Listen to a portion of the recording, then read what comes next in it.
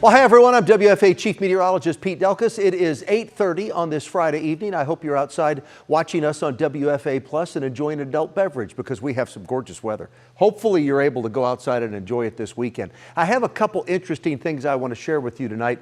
One, I want to talk about Saharan dust. This isn't anything new. It happens all the time, but we now have a way to track it, and we've been doing that for the last handful of years, but it's kind of some interesting stuff that I wanted to share with you tonight. Of course, we have the continent of Africa here, and from the Sahara Desert all the way across the Atlantic into North Texas, DFW precisely, it's about 5,000 miles, okay?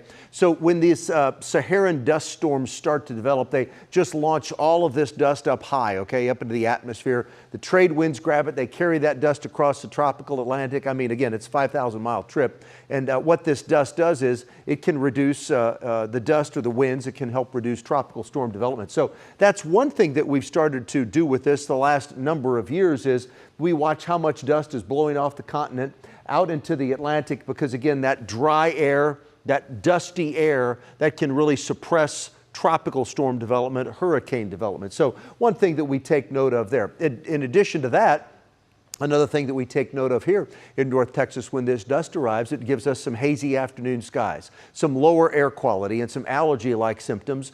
And on the upside, it gives us some nice sunrises and some colorful sunsets. So that's what I'm going to show you right now, when we may be able to take advantage of those colorful sunrises and sunsets, or just complain about there's too much dust in the air and we're all dealing with some allergy-like symptoms. So on Monday morning in South Texas, they'll have a little bit of that Saharan dust. And then as the week moves along, this is next week, of course, not much is happening, but here comes a surge of it as we head into the end of next week, Friday. And then certainly as we head into Saturday, we'll start to see some of those sunrises and sunsets. And I don't think at this point that dust is going to be too dense or too thick or anything like that that would cause many issues, some respiratory issues. But if you are sensitive to that, just know that as we head into the end of next week, we'll start to see some of that move across the tropical Atlantic. Now, as far as rainfall goes this month, we've had 4.5 inches of rain. That's below normal. Now, tomorrow's the last day of the month and the last day of meteorological spring, but we're drier than normal. I don't have any rain in my forecast tomorrow. Tomorrow and tomorrow night, it's dry. So we're going to finish in a deficit for the rest of May, okay? It's not a big deficit, but it might be close to 1/4 of an inch. For the spring, though, we've picked up almost 11.5 inches of rain.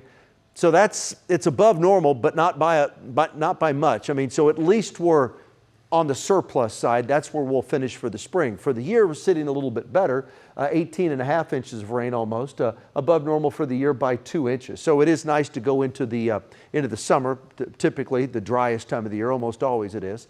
But we've certainly had some wet summers. They don't happen very often, but it is nice to go in there with a little bit of a surplus. And with that surplus for the year, I have no drought conditions across North Texas. We certainly have some down in the Austin area, San Antonio, Del Rio, Big Bend, on over toward El Paso. These burgundy areas here, that's the worst drought classification. That's exceptional drought. And this is the worst drought, unfortunately.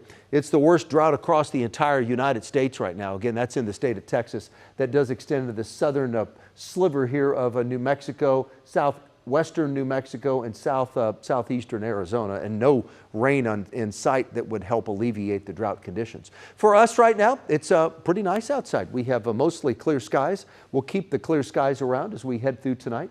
So as you look at that, I don't have anything other than a passing cloud tonight. There's 8 o'clock on Saturday morning. And during the day tomorrow, it looks very nice, lots of sunshine. As a matter of fact, as you take a look at my day planner tomorrow, we start at 64 degrees, by 9 at 75 degrees, noon 81, 86 at 4 p.m. That's the high tomorrow. And we drop off to 78 degrees at 7 p.m. Now, as we head through Saturday night, check this out. I have rain, maybe even some thunderstorms or two around. It could produce some small hail and some gusty winds. 7 o'clock Saturday night, the evening's fine. It's after midnight, 3, 4 o'clock in the morning. These storms cross the Red River. They drop into the Dallas-Fort Worth area. There's 5, 6, here's 7 a.m. on Sunday, 8 a.m. on Sunday, 9 a.m. on Sunday. So there's some rain around on Sunday morning, but then by lunchtime, the sun is coming out. And look at this, there's 3 in the afternoon on Sunday. Sunny skies prevail. It turns out to be a nice Sunday, maybe a thunderstorm or two down in central Texas as we head through a Sunday night.